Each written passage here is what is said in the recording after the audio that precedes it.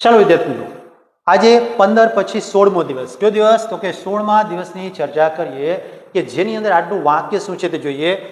Yash and Ritika are making toys. તો અહીંયા આપણી સમક્ષ સરસ મજાનું વાક્ય છે જે ચાલુ વર્તમાન કાળનું દર્શાવે છે. પરંતુ આજે આપણે જોઈ શકીએ છીએ અહીંયા બીજી બાબત તે શું છે તો કે એન્ડ, એટલે કે એન્ડ સંયોજક છે, કન્જક્શન છે તે વપરાયેલું જોવા મળે છે. તો એન્ડ કન્જક્શન છે તેની ખાસિયત શું છે તો કે અલગ અલગ 4 થી 5 રીતે તે વાપરી શકાય છે.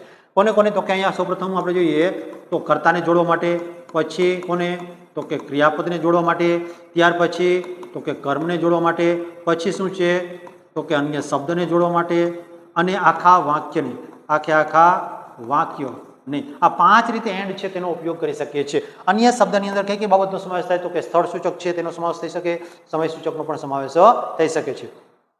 તો આ એન્ડ જે છે તે 5 રીતે વપરાય છે. એમાં અત્યારે આપણી સમક્ષ જે વપરાયેલું છે સૌથી ખાસ છે કે જ્યારે કર્તાને જોડવામાં આવે છે કર્તાને, ત્યારે તેની અંદર વપરાયેલું સહાયકારક ક્રિયાપદ જે છે તે હંમેશા શું આવે છે તો કે પ્લુરલ.